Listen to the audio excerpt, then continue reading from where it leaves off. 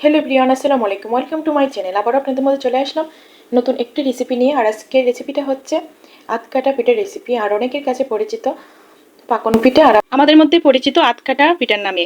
আর এদিকে আতকাটা পিঠাটা বানানোর জন্য স্লো ফ্লেমটা ধরিয়ে স্লোতে একটা ফ্রাই প্যান বসিয়ে দিয়েছি। 2 কাপ পানি দিয়ে তার সাথে আমি এড করেছি স্বাদ মতো লবণ দিয়ে আমি ঢাকনাটা লাগিয়ে দিতেছি। পানিটা বলক এসে গিয়েছে। এখন আমি ঢাকনাটা সরিয়ে দিয়ে আমি 2 কাপ চাউলের গুঁড়ি নিয়েছি। চাউলের গুঁড়িটা দিয়ে আমি ঢাকনা দিয়ে দিব 5 মিনিটের জন্য, চাউলের গুঁড়িটা সিদ্ধ হওয়ার জন্য। চালের গুঁড়িটা দিয়ে এইভাবে সাজ পিঠার কামিটা তৈরি করে নিলে খুবই ভালো হয়।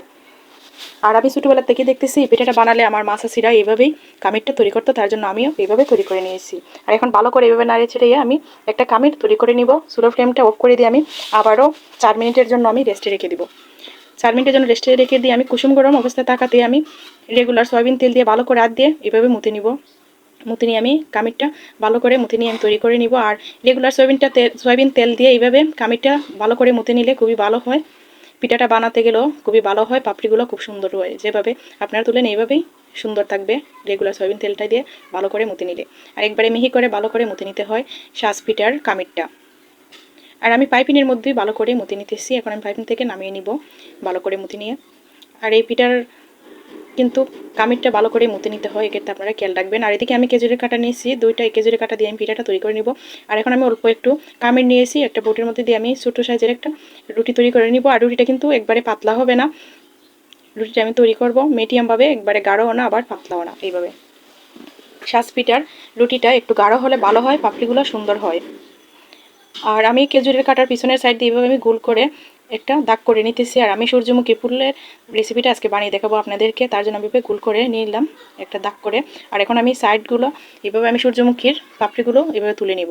এভাবে আমি দেখেন এক এক করে আমি সবগুলো সূর্যমুখী ফুলের মতন আকার করে আমি বানিয়ে নিতেছি। এইভাবে পাপড়িগুলো তুলে নিয়ে এভাবে ঘুরিয়ে ঘুরিয়ে আমি সূর্যমুখীর ফুলের পাপড়িগুলো তুলে নিতেছি।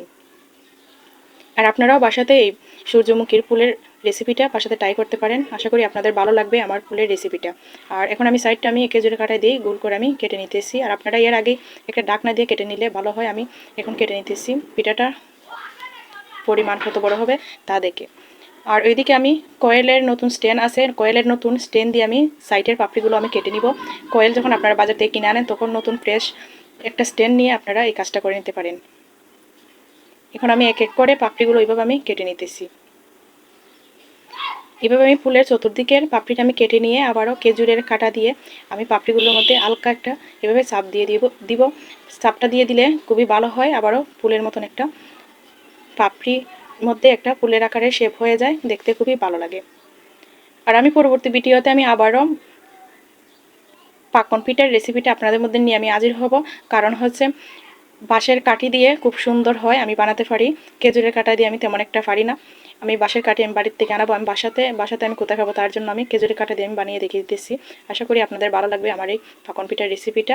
আর এদিকে আমি আপনাদেরকে দেখিয়ে দিতেছি, দেখেন আমি এখানে 6 পিস বানাইছি আর একটা পাতা বানিয়েছিলাম অফ ক্যামেরায়। আর এদিকে আমি চুলার ফ্লেমটা ধরিয়ে দিয়ে আমি পর্যাপ্ত পরিমাণ তেল দিয়ে বসিয়ে দিয়েছি পাইপিনটা। তেলটা গরম হয়ে গেছে, আমি এখন এক এক করে পিঠেগুলো আমি ভেজে নিব।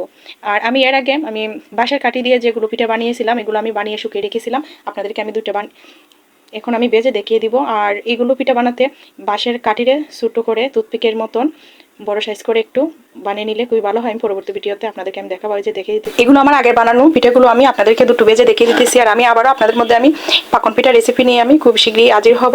আর বলবো সাথে আমার লাস্ট মুহূর্তের ভিডিওটা ডিলিট হয়ে গেছে, তার জন্য দুঃখিত। আবারও আপনাদের মধ্যে নতুন রেসিপি নিয়ে আমি হাজির হব। সবাই ভালো থাকবেন, আল্লাহ হাফেজ।